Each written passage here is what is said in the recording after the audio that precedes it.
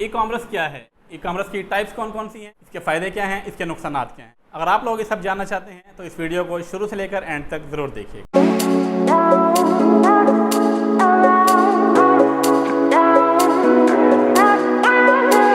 अस्सलाम वालेकुम दोस्तों, उम्मीद करता हूँ आप सब खैरियत से होंगे। दोस्तों आज की वीडियो में मैं आपको थोड़ा सा इंट्रोडक्शन दूंगा ई कॉमर्स के हवाले से।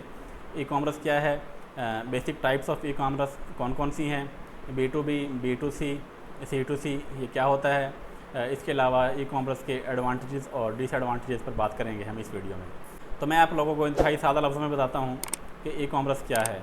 ई कॉमर्स में से पहले हम ई को स्किप कर देते हैं और कॉमर्स को समझते हैं। कॉमर्स यानी कि तिजारत। तो तिजारत का मतलब है अशिया की ख़रीदो फरोख्त। आप लोग गली मोहल्ले की दुकान में जाके दही लेते हैं, आप लोग उसको पैसे देते हैं, दही वाला आपको दही देता है, ये तिजारत है। इसी तरह आप लोग मार्केट में जाते हैं ये मोबाइल लेने के लिए, आपने उसको पैसे दिए, उसने मोबाइल दे दिया, ये तिजारत है, यही कॉमर्स है। अगर हम ये सारा प्रोसेस इंटरनेट के थ्रू करेंगे तो इसको हम ई कॉमर्स कहेंगे। दोस्तों आप लोगों ने कभी किसी को देखा हो कि उसने दही ऑर्डर किया हो ऑनलाइन। हम ऐसा कभी नहीं करते। ऐसा क्यों नहीं करते? क्योंकि दही ऐसी प्रोडक्ट नहीं है जो ऑनलाइन मार्केट प्लेसेस पे सेल की जा सके। ये हमने देखना होता है कि कौन सी product e com market places पे सेल की जा सकती है और कौन सी प्रोडक्ट नहीं सेल की जा सकती। इसको प्रोडक्ट हंटिंग कहते हैं। ये डिटेल में हम जाएंगे आगे चलकर।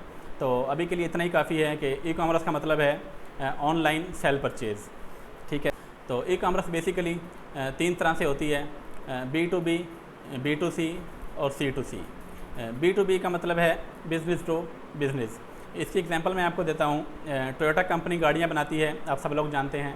तो जो टायर यूज़ होते हैं टोयोटा कंपनी की गाड़ियों में, वो टायर टोयोटा कंपनी खुद नहीं बनाती। टायर आमतौर पे MRF के यूज़ हो रहे होते हैं या ब्रिजस्टोन के, या जो भी कंपनीज टायर बनाती हैं, तो टोयोटा वाले उनसे कॉन्टैक्ट करते हैं, उनसे टायर ले लेते हैं। तो उनका अपना बिज़नेस है, टायर वालों का, टोयोटा का अपना बिज़नेस है।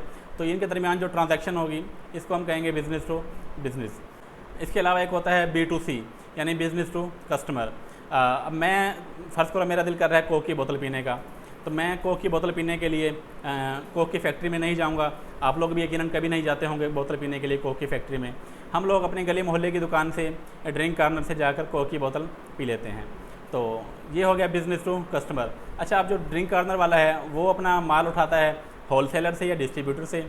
डिस्ट्रीब्यूटर अपना माल लेता है फैक्ट्री से जाकर। तो फैक्ट्री का और डिस्ट्रीब्यूटर का ये हो गया बिज़नेस टू बिज़नेस, और होलसेलर का और ड्रिंक कॉर्नर वालों का, इनका भी बिज़नेस टू बिज़नेस हो गया।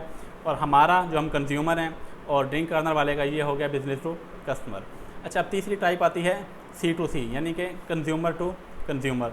इसको P2P भी कहते हैं यानी पीयर टू पीयर। तो इसकी मिसाल ये है कि ये मोबाइल मैं यूज़ कर रहा हूँ, नोकिया का मोबाइल है, काफ़ी अर्सा हो गया मुझे यूज़ करते हुए, मैं इससे फेडअप हो गया हूँ। अब मैं इसको सेल करना चाह रहा हूँ और अपग्रेड करना चाह रहा हूँ। तो मैं इस मोबाइल को लिस्ट कर दूँगा OLX पे जाकर, या मार्केट में जाकर इसको सेल करने के लिए जाऊँगा, और वहाँ पे कोई शख्स अगर इस मोबाइल को ख़रीदना चाह रहा होगा तो वो मुझसे रब्ता कर लेगा, या OLX पे लिस्ट करूँगा तो वहाँ पे कोई रब्ता कर लेगा। तो ये हो गया कस्टमर टू कस्टमर। इसी तरह हम अपना मकान सेल करते हैं, प्लॉट सेल करते हैं, प्रॉपर्टी डीलर के थ्रू हम अपने क्लाइंट को सर्च करते हैं, तो हम उससे रब्ता कर लेते हैं और अपनी प्रॉपर्टी सेल कर देते हैं। ये भी हो गया कंज्यूमर टू कंज्यूमर। तो ये 3 तरह से बेसिकली होती है commerce, business to business, business to customer और कस्टमर टू कस्टमर। तो अब आ जाते हैं ई कॉमर्स के प्रोज एंड कॉन्स की तरफ। तो सबसे पहले प्रोज डिस्कस कर लेते हैं। नंबर 1 बेनिफिट जो है ई कॉमर्स का वो है कि मोर कस्टमर, यानी कि आप इसमें ज़्यादा से ज़्यादा कस्टमर को टारगेट कर सकते हैं।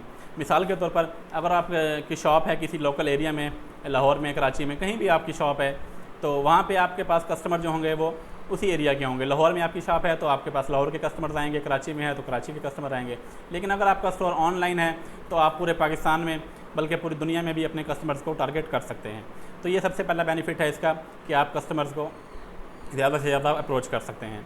नंबर 2 बेनिफिट है इसका 24/7 अवेलेबल, यानी कि आपकी शॉप जो है, आप उस पर कस्टमर किसी भी वक्त आ सकते हैं। कोई इसमें टाइम की कैद नहीं है कि दिन में आएंगे, रात को शॉप बंद है तो उस पर आपका कस्टमर नहीं आ सकता।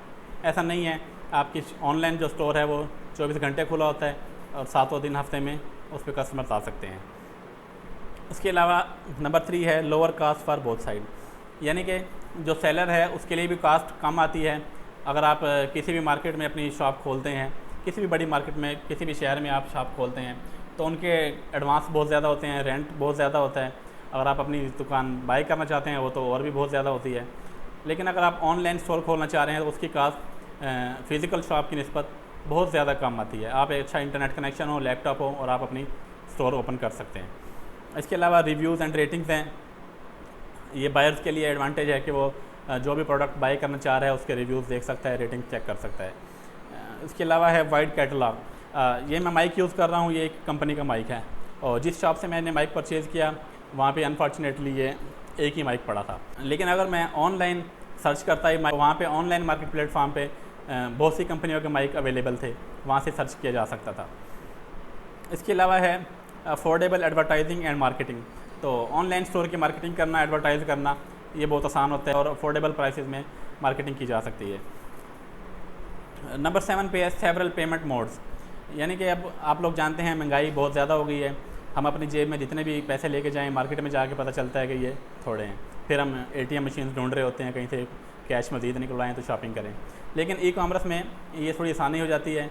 आप अपने डेबिट कार्ड के थ्रू, क्रेडिट कार्ड के थ्रू शॉपिंग कर सकते हैं या इसके अलावा कैश ऑन डिलीवरी का ऑप्शन भी मौजूद होता है। आप कैश ऑन डिलीवरी के थ्रू भी जब आप प्रोडक्ट रिसीव करें तो उस वक्त कैश दे सकते हैं। तो ये कुछ एडवांटेजेस हैं कॉमर्स के। अब हम बात करते हैं डिसएडवांटेजेस की। तो सबसे पहला डिसएडवांटेज जो है ये है प्राइवेसी एंड सिक्योरिटी।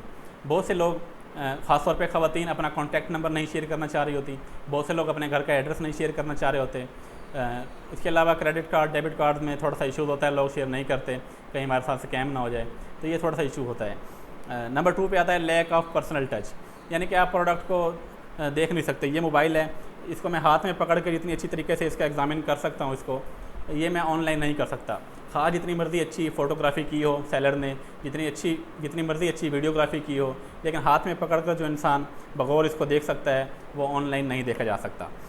नंबर 3 पे आता है लेट डिलीवरी। मिसाल के तौर पे मैंने एक प्रोडक्ट परचेज़ किया है अपनी मामा के लिए मदर डे के हवाले से, तो हो सकता है किसी भी वजह से लेट डिलीवरी हो जाए और वो प्रोडक्ट जब मुझे रिसीव हो उस दिन मदर डे गुजर चुका हो। तो आप लोग मुझे बताएं कि उस प्रोडक्ट का क्या फ़ायदा है जो मदर डे के हवाले से परचेज़ किया गया और मदर डे गुजरने के बाद मुझे रिसीव हुआ। तो नंबर 4 पे आता है प्राइस एंड प्रोडक्ट कंपैरिजन। जैसा कि मैंने आपको पहले बताया कि प्रोडक्ट्स की एक बहुत बड़ी वैरायटी होती है ई कॉमर्स मार्केट प्लेटफॉर्म्स पे, तो ज़ाहिर है इस तरह फिर प्राइस का भी एक बड़ा टफ कंपटीशन मिलता है सेलर को, तो ये थोड़ा सा डिसएडवांटेज है। इसके अलावा आता है नंबर 5 पे need for access to the internet. यानी कि जो आपका स्टोर होता है ऑनलाइन स्टोर, ये टोटली डिपेंडेंट होता है उस प्लेटफॉर्म के ऊपर। लाइक आप अमेज़ॉन पे सेल कर रहे हैं या फेसबुक पे सेल कर रहे हैं, तो टोटली डिपेंडेंट है ये उन प्लेटफॉर्म्स के ऊपर भी, इसके अलावा इंटरनेट के ऊपर भी। अगर किसी वजह से आपके इलाके में इंटरनेट की सर्विस नहीं आ रही तो आपका स्टोर बिल्कुल नहीं चलेगा, आपको सेल बिल्कुल नहीं आएगी। तो ये कुछ एडवांटेज और डिसएडवांटेज मैंने आपको बताए हैं ई कॉमर्स के। तो अब तक के लिए इतना ही काफ़ी है, मिलते हैं अगली वीडियो में, तब तक के लिए अल्लाह हाफिज़।